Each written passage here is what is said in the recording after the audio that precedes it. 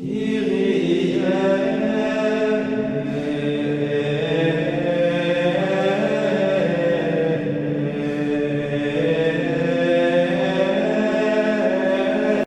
everyone. Welcome to our weekly news roundup. This is Matt Gaspers, managing editor of Catholic Family News, and I'm joined by Dr. Brian McCall, CFN's editor-in-chief. Hello, Brian. How are you? Hi, Matt. Good to talk to you. Blessed Friday to you. You too as well. Yeah, I can't believe it's already the end of September. We're on Friday, September 27th, 2019, and it's been quite a busy week in the Catholic world. We've got several interesting stories to discuss today. So I'm going to hand it off to Brian for the first major story that actually developed this past a weekend ago. So the 20th and 21st, Friday, Saturday. Yes, it's been a busy week, but this story came out, as you said, about 20th, 21st, but really it's an older story. We covered in the paper and online back in February that Pope Francis signed this document. I hate to even use the word document. It's really an abomination with that, as you may recall, for those who read our stories, it includes a really troubling line that says that God willed the diversity not only of genders and races, I mean, something he certainly willed in creation, but of religions, and put it on the same level, that they're just like, people are different sizes, colors, shapes, but also there's just all different religions. Yes, if I have the document pulled up, I'll read that line for folks so they can hear it directly. So this is what the document says, which was signed on February 4th, 2019, during Pope Francis's trip to the United Arab Emirates, which is an Islamic nation on the Arabian Peninsula. And he jointly signed this document with the Grand Imam of Al-Azhar, that's located in Cairo, Egypt. And this is what the document states, quote, "The pluralism and the diversity of religions, color, sex, race, and language are willed by God in his wisdom through which he created human beings," end quote. So as Brian was mentioning, the obvious problem with this is that God does not will the pluralism and the diversity of religions. He does positively will every other thing listed, color, sex, race, language. He does not positively or even permissively, I mean, I guess you could argue permissively he allows the diversity, but he certainly doesn't will it. Certainly. And again, the implication of the context is that it's particularly talking about in his wisdom, that it's the divine will. But again, I think you may touch on this a little bit in a later story. But what's really important this week is, again, that's older news. But just like Vatican II, there are not just ideas floating in the abstract. So people might go, oh, it's just a document, who cares, even if it's heretical. But it actually, just like Vatican II, they wanted to turn these dangerous ideas into things that are concrete. So Vatican II's ecumenism, false ecumenism, became concretely new mass. And so likewise, last week, announced in New York, I think not coincidentally, the same time that all the world leaders were at the UN, announced that they were going to be building a new structure to put into a material sense, to put in a very practical sense, the principles of this document. And so what I'm going to do first is just play a very short clip, or a portion of a clip from a video that was released by the Vatican News Agency. So to be really clear, this is document.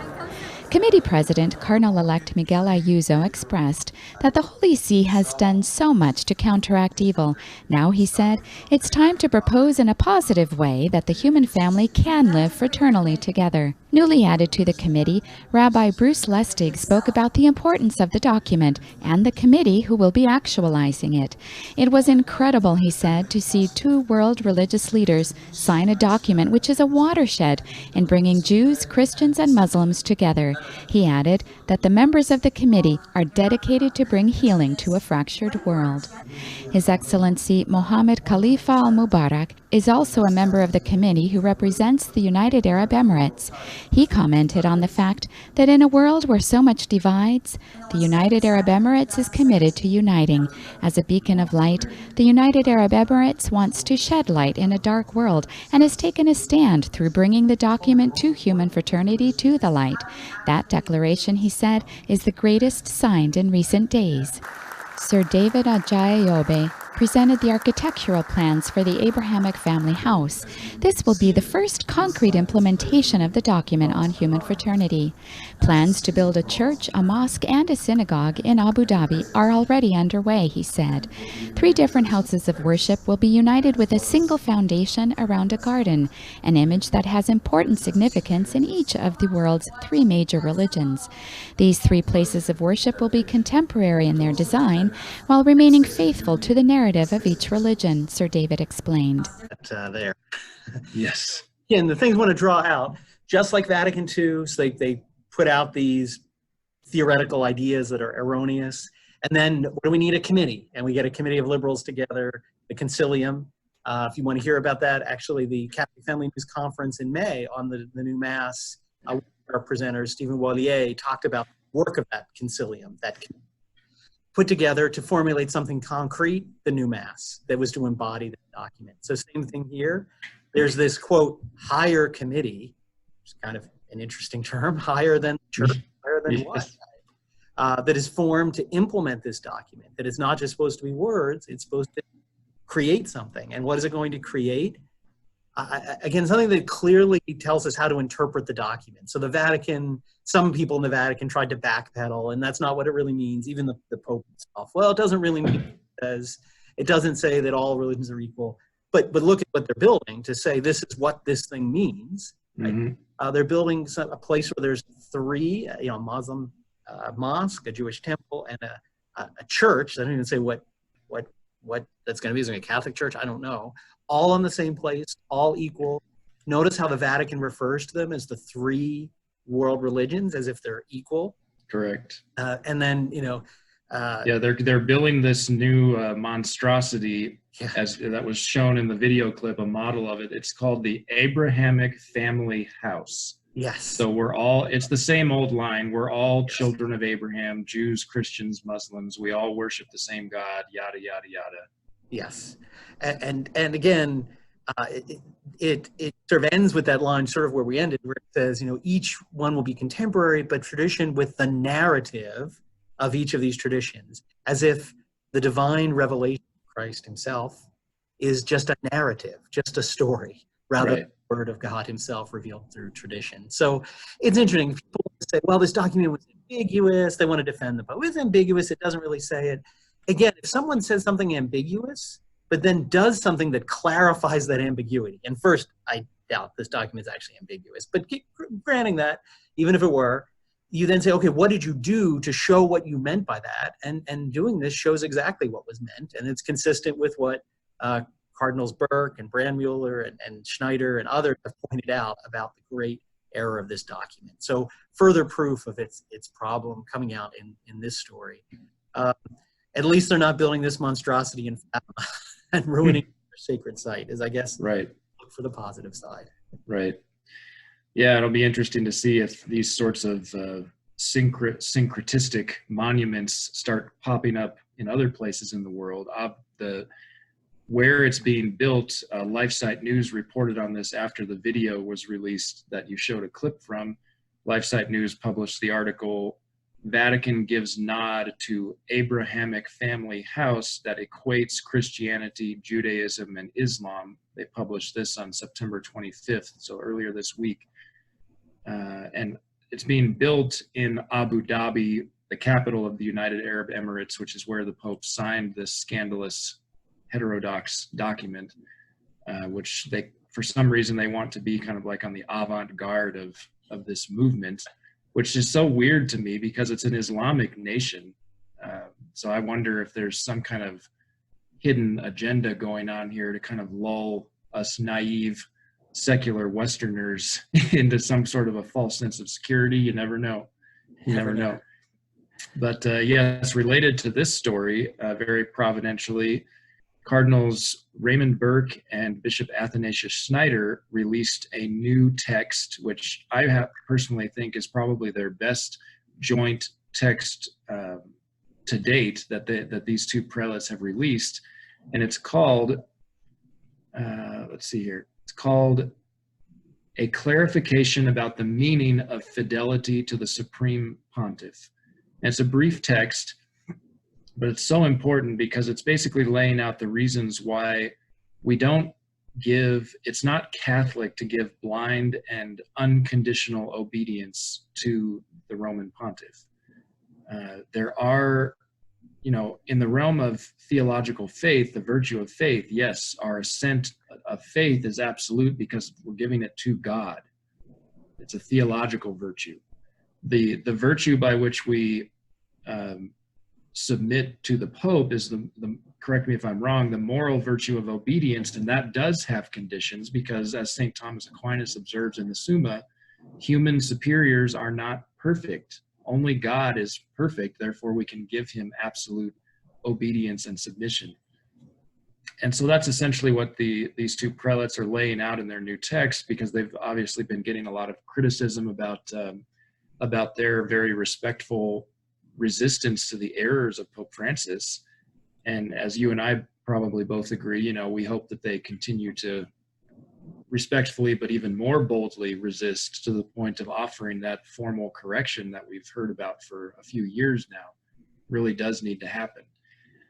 So I just wanted to... I definitely agree with you. I definitely agree. I mean, a very good document on these principles.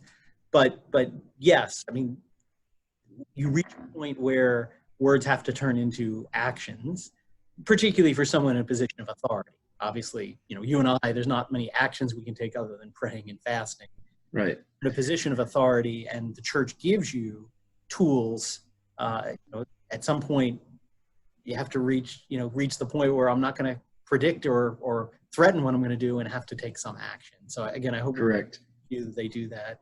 And my other hope is that they will, having embraced this correct principle, absolutely right, that obedience is ordered to the faith. Why do we obey the Pope?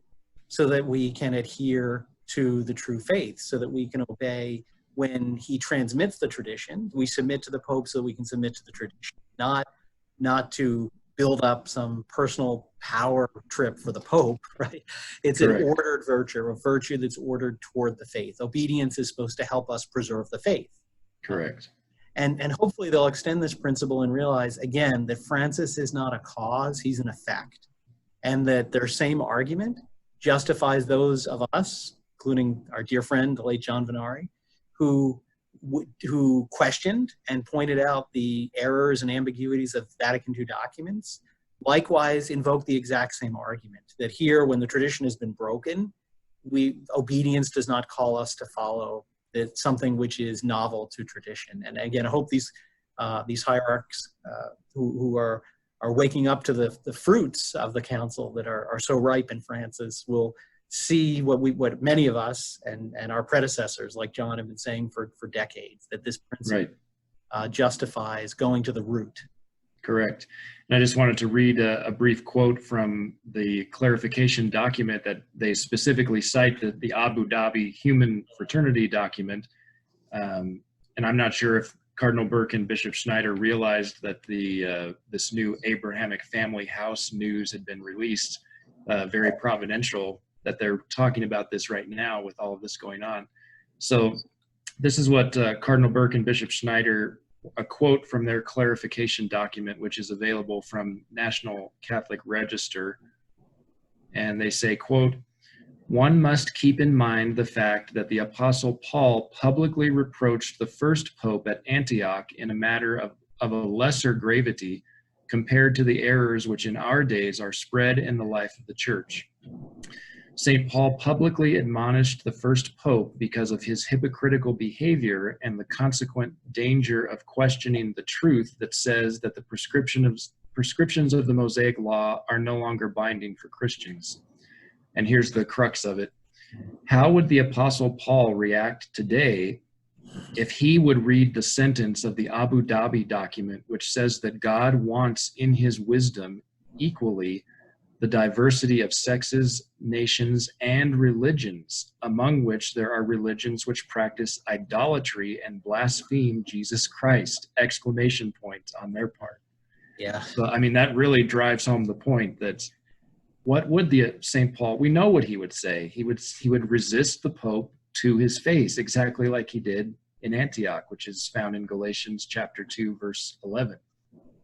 And again, there, when he resisted Peter didn't sign a heretical document. Right. Peter was engaging in ambiguous behavior that seemed to suggest that compliance with the old law was still required. So again, it's interesting that Peter didn't actually do anything as overt as Francis, but merely by his actions gave an impression that one could believe this false idea. Right. How far we've come. Again, so it's pretty obvious what St. Paul would think. Right. And then if I can read just a bit more of this, The quote continues, "What would St. Paul, St. Athanasius, and the other great figures of Christianity say when reading such a phrase and the errors expressed in the Instrumentum Laboris for the coming special assembly of the Synod of Bishops for the Pan-Amazon? It is impossible to think that these figures would remain silent, or would let themselves be intimidated with reproaches and accusations of speaking, quote, against the Pope," end quote. Yeah. So I think they seem to be getting a little bit bolder, maybe it's baby steps now, but I really do think, and I was going to mention, as you know, I was a guest on Dr. Taylor Marshall's podcast earlier this week on Tuesday, which providentially, again, was the same day on which this document from Burke and Schneider was released, which was September 24th, the feast of Our Lady of Ransom, a very appropriate feast day. And, we were discussing their actually, we didn't know at the time of our recording that they had already released this document, but providentially we ended up discussing a lot of the same material. And really, there seems to be a new clique, as I mentioned during our podcast, a new clique on social media of Hippolyters. Professor Roberto De Mattei spoke about this topic, or touched on this topic during his 2018 CFN conference lecture, which is called Tu es Petrus, True Devotion to the Chair of St. Peter. So I linked to that in my report about Cardinal Burke and Bishop Schneider's report, which is available on the CFN website. But yes, it's very important for people to understand that giving absolute unconditional obedience and submission to the person of the Pope is not Catholic. It is not what the Church requires of us. True, very true.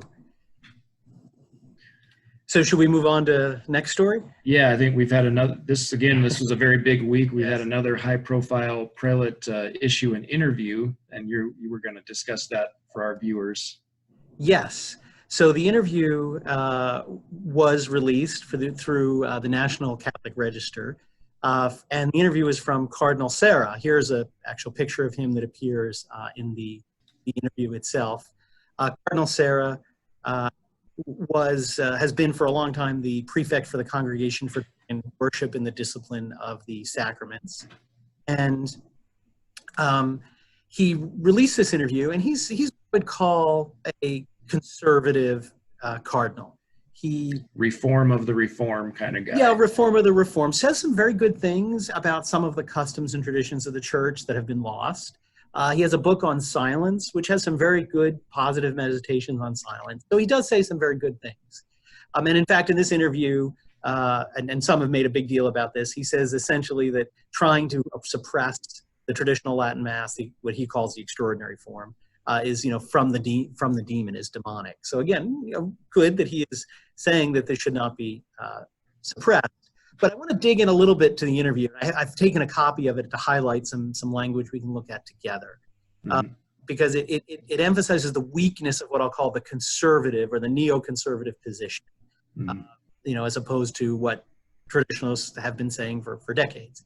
So in response to this question about why a lot of people are attached to this and asking about the Postconciliar Liturgy. So the specific one I want to look at first is what we're talking about, the Postconciliar Liturgy. So he says, I've highlighted, "It is therefore not the council that must be challenged, but the ideology that invaded the diocese, parishes, pastors, and seminaries in the years that followed. And this is a classic canard of the conservatives. Oh, no, it wasn't the council. There was no problem there. It was the ideology, or Benedict XVI, the media sort of caused all this. Well, if you look at the documents of the council, that's just not true. I mean, Michael Davies did an incredible study of the document on the liturgy and said, look, there are time bombs that were in there from the beginning. There were not things that were just invented afterwards. In fact, we're hoping to release, I hope in the next few days, the conference that I gave at our Catholic Family News Conference in Is the New Mass Legitimate? Where I spent some time, among some other participants who did, but I spent some time looking at that document, showing that it is not some conservative document. We want to preserve the traditional Latin Mass, although it says a few nice conservative things that were probably put there to win some votes, but its overall thrust is very destructive. And so, again, this kind of statement doesn't recognize the root of the problem. I mean, thank God Cardinal Sarah sees there's a problem. He sees liturgy is poorly, but again, this belief in this highlighted sentence shows he doesn't see the real root of the problem. So moving down a little bit, he's asked, what aspects of the liturgy have had a positive or negative effect on the faithful? And he says, this is the really interesting part, it is important to underline the profound benefit that the greatest variety of biblical texts offers for meditation. Similarly, the introduction of a moderate dose of vernacular language was necessary. What planet, first of all, what planet? Where's the moderate dose of vernacular? It's 99.9999% vernacular. Right. And the introduction of biblical text is, again, another canard. It's that, what did they do with the ordinary of the Mass? They slashed biblical text. Psalm 42, Psalm 25. I mean, we go through the whole list. They constantly removed biblical text from the Mass and replaced it with one extra reading, right? Yep. So again, and our Stephen Wallier at our conference did an excellent conference on what was wrong with the changes to the lectionary, how they destroyed the use of Scripture in the new Mass. So again, that was not a benefit. Those things were not a benefit in any way. Carrying on. Above all, I believe that the concern for a deep and theological participation of the faithful is a major teaching of the Council. Unfortunately, it has been missed for agitation, and it has been, misused for agitation and activism. Again, it goes right to the root of the problem with the Council. One of the major problems of the Council is it turned the Mass from God round on ourselves. And the purpose of the Mass is for us to interact with each other and not to offer sacrifice to God. And so not deep in theological participation of the faithful was not a concern, a major teaching of the Council. It was a major problem with the Council to turn focus away from God. So what's his advice on dealing with this? And here's the troubling part, where all reform of the Reform leads. When the extraordinary form is celebrated in the spirit of the Second Vatican Council, it feels in its full fruitfulness. How can we be surprised that a liturgy has carried so many saints continues to smile at young souls thirsty for God? What is celebrating the traditional Mass in the spirit of the Council? I mean, that's just insane. That's like,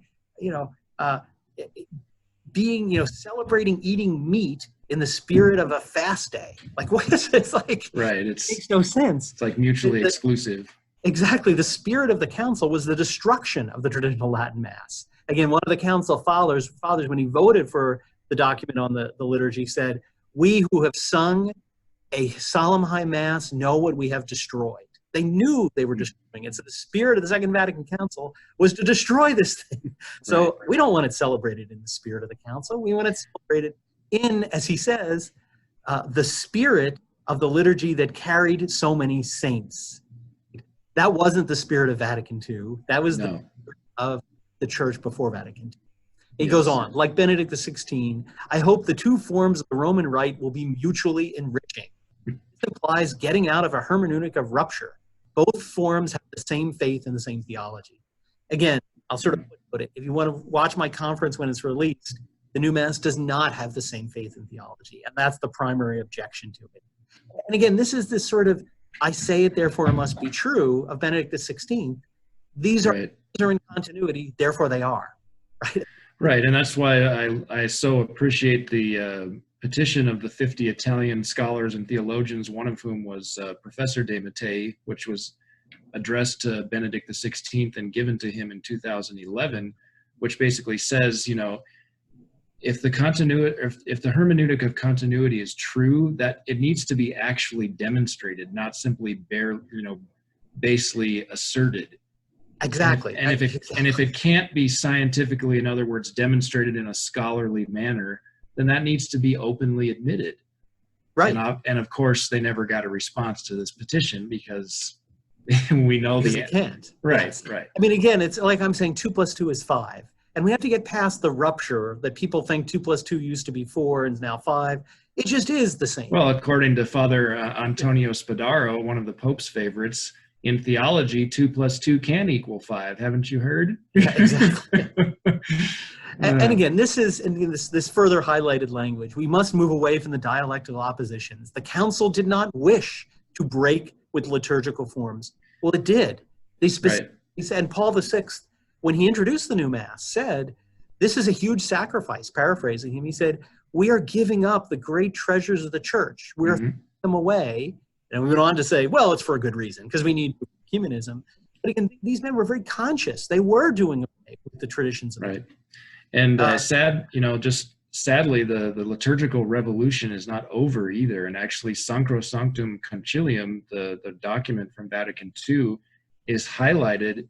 If I could I read a quote from the Amazon Synod working document? I mean, this is still the conciliar document, Sacrosanctum Concilium, is still the reference point, and it hasn't been fully implemented according to these revolutionaries. This is what the Instrumentum Laboris for the upcoming Synod states. It's called Chapter 3, the celebration of the faith and enculturated liturgy. Well, that phrase comes directly from Sacrosanctum Concilium. So this is paragraph number 124 of the Instrumentum Laboris for the upcoming Amazon Synod. It says, quote, Sacrosanctum Concilium proposes that the liturgy should be enculturated among the indigenous peoples. Vatican II says this. Yes. Continuing on, it says, cultural diversity assuredly does not threaten the unity of the Church. Rather, the Church expresses its genuine Catholicity by displaying, quote, beauty of her varied face. And that's a quote from Pope Francis's apostolic exhortation, Evangelii Gaudium. The Instrumentum Laboris continues, quote, this is why we must be bold enough to discover new signs and new symbols, new flesh to embody and communicate the word, and different forms of beauty which are valued in different cultural settings. Another quote from Evangelii Gaudium. Yeah. And the working document closes this paragraph. Without this enculturation, the liturgy can be reduced to a, quote, museum piece or property of a select few, end quote. So again, it's obviously denigrating tradition. The traditional Mass is just this museum piece, when in fact the exact opposite in reality is true. The traditional Mass is what is drawing the young people to Mass. It's the Novus Ordo, where you have, like you show in your video conference, them wheeling people up in wheelchairs for the procession of the gifts. It's just crazy. And again, to go back to this line, they just say these are mutually enriching. Well, prove to me, what about the new Mass would enrich the traditional Mass? Right. Again, from your conference, with the women, the African women carrying baskets of fruit on their heads and dancing up the aisle, is that enriching the traditional Mass? No, it will only enrich. One will only get pulled down by the other. So, and I guess to just end this story, here's this last quote from the interview, which I think sums up kind of the whole problem with the position. When a new teaching is given to us, it must always be interpreted in coherence with the preceding teaching. And this is the fundamental flaw with the conservative position. Again, is what we're talking about with hermeneutic of continuity. So let's break this down. When a novel teaching is given to us, it must be interpreted in coherence with the preceding teaching. In other words, whatever new is said, you have to interpret it in a way that it's not new. But what if it is new? Right. I mean, what this really should say is, whenever a new teaching is introduced, it must be judged according to the preceding teaching, to Right. whether it's legitimate or valid as a teaching. Exactly is the real approach. And again, that's what Archbishop Lefebvre said about to judge the or to accept the council in line with tradition. He didn't mean, well, we'll just pretend it's tradition. He said, I mean, you got to evaluate every sentence. And if it accords with tradition, then it is in continuity. If it doesn't, it's an error and it's rejected. If it's ambiguous, then interpret it, yes, in the traditional way. But their statement is just everything that's new, just decide it's coherent. And that's not an intellectually or rationally sound position. No, I mean, as Vatican I clearly defined, faith and reason are not opposed to one another. Nothing in our faith is unreasonable. So in other words, you can't violate the principle of non-contradiction and simply assert that something is in continuity. For like Amoris Laetitia, for example, I've been getting in some sparring matches on social media with these folks who I would consider to be papolaters, who simply assert, gratuitously that, well, Amoris Laetitia is in line with tradition because it came from a pope. You have to demonstrate the continuity. You can't just assert that it is because it came from a pope. That's not how it works. Oh, absolutely right. Well, since you quoted from the Instrumentum Laboris, that probably brings us to our final topic this week, to remind people of the explosive event that's on the horizon. So why don't you talk about that? Yes, so the Amazon Synod, we've obviously it's been much anticipated, very controversial. It could be, in my opinion, the tipping point, at least hopefully for more men in the hierarchy and certainly more of the lay faithful. I think more and more people are starting to wake up to the radical, extreme nature of what Pope Francis and his inner circle are attempting to impose on the church or unleash upon the church, however you want to say it. So this synod is scheduled to begin on Sunday, October 6th, but the Vatican, the Holy See press office today released a press bulletin where they were announcing, see if I can pull that up real quick here, that there's going to be a pre-synod press conference. Here we go. Next week, Monday, do I have these dates? Let's see. Oh, no. So on Thursday, October 3rd, which is 3 days before the synod actually opens, there will be a pre-synod press conference, and the speakers on the panel will be His Eminence Cardinal Lorenzo Baldisseri, who is the General Secretary of the Synod of Bishops. And has been the henchman of Pope Francis in all the synods. He's been the architect of the program. Been the stage manager for all of these rigged synods, specifically the synods on the family. If I remember correctly, I think he may have been the prelate. I don't know for certain, so folks don't quote me on this, but I'm pretty sure he had a hand in one of the family synods putting a stop or removing copies of the book that I know that Cardinal Burke and I believe Bishop Schneider may have contributed to it. I don't remember all the authors, but it was called Remaining in the Truth of Christ, if I'm not mistaken. Yes, I'm pretty sure it was Baldisseri who had the copies of that book either confiscated or obstructed, or in some manner he intervened so that the Synod Fathers would not get their hands on that book. Yes. If I'm remembering correctly. Yes. So he will be a panelist on this upcoming press conference on next week, Thursday. Also, His Eminence Cardinal Claudio Humes, who's looks to be a Franciscan Archbishop Emeritus of Sao Paulo, but more pertinent, he's the current president of an organization called, the acronym is REPAM. It's Pan-Amazon Ecclesial Network. And this, I'm not surprised that he's going to be at this pre-synod press conference, because REPAM has been a major player in the really nefarious agenda that's been set for this synod. And I would direct viewers to read a recent report that was written by our friend Micah Hickson, a friend of the late John Venari and a friend of CFN. She writes for LifeSite News. So she published a very extensive report on September 19th, and it's called Plans to Remake Church with Amazonian Face Began with Pope Francis's 2013 election. And actually, as she demonstrates in her lengthy, well-sourced report, it actually started years before Pope Francis was elected Pope. And this organization, REPAM, and the folks involved with it had a big role. In other words, this synod has been in the works for a very long time.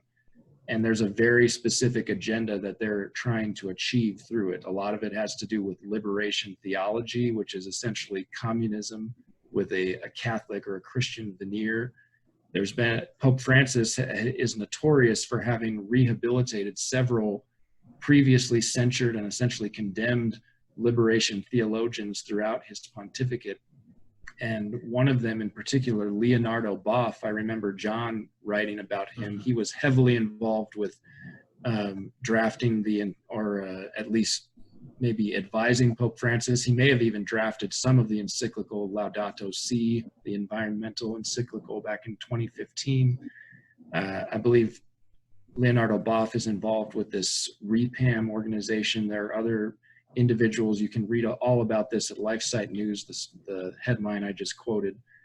But yeah, this Amazon Synod really is, I think it is going to be a tipping point. I certainly hope so. I mean, I don't know how much worse it can get before. Well, I'm afraid to say that. I know what you're saying. I'm almost afraid to say that. Yes, exactly.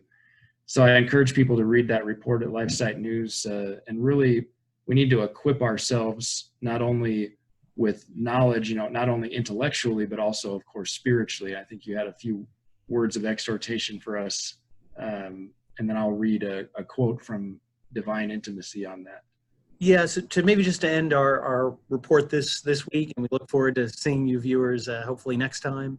But to try to end on a little note of hope. I mean, this is pretty serious things about to happen. It doesn't look, naturally speaking, like anything good could come of this. But we can't lose hope. We know that ultimately God is in charge, even if things get worse. Ultimately, we know who's going to win this at the end of time. And all God expects us to do is our part. Unless we're a cardinal or a bishop, our part is prayer and fasting, right? So let us maybe end our time here exhorting everyone, particularly maybe to intensify those efforts as this heats up for next week, as this heats up to intensify our efforts for prayer and fasting, that God will maybe work a miracle and claw back as bad as this looks like it might be, and bring something positive out of it. So to try to end on a more spiritual note, Matt's going to give us a brief meditation that is selected for the day where we're presenting this broadcast today. Yes, so the 27th. Correct, the September 27th, 2019, and as CFN readers may know, because I often quote from this source in my writings, it's a book called Book of Meditations called Divine Intimacy, and it was, I think, originally published in the early 1950s by an Italian Carmelite priest, Father Gabriel of St. Mary Magdalene. It's got some excellent material in it. So today the meditation is on the gift of the Holy Ghost, the gift of fear of the Lord, and I noted a couple of things that are pertinent to the news we've been discussing today. So I'll just read a little bit from this. Father Gabriel says, "The Holy Ghost invites us to his school. Come, children, hearken to me. I will teach you the fear of the Lord." Psalm 33, verse 12. This is the first lesson the divine Paraclete teaches the soul desiring to become a saint. It is fundamental and most important because infusing into the soul hatred of sin, which is the greatest obstacle to union with God, it ensures the development of the spiritual life. And as Brian and I were discussing before we started the program, this really gets to the heart, I think, of so many of the problems in the church today. There doesn't seem to be much hatred of sin, and specifically the sin of heresy. which is a very grave sin, because it's essentially, it's a sin of intellectual pride, saying that I know better than what God himself has revealed and what the church has definitively taught as revealed by God and is binding upon us. So we, this, as we continue our prayers and fasting in preparation for this synod, one of our intentions could be, or should be, that God would give us an increased zeal, a love for truth, which is so important for the spiritual life. St. Paul talks about this in 2 Thessalonians chapter 2, where he, I believe that's where it is, where he's talking, it's actually in reference to the end times, when the great deception that God will send upon those who do not have a love of the truth. And that's also the very same chapter where he talks about standing firm and holding fast to the traditions that you have learned. So we see that love of truth and sacred tradition are inseparable. Amen. Send the prayers up to heaven, and looking forward to our next news roundup. Yes, it should be. October is going to be a whirlwind, I can already tell. All right. God bless everyone, and see you next time.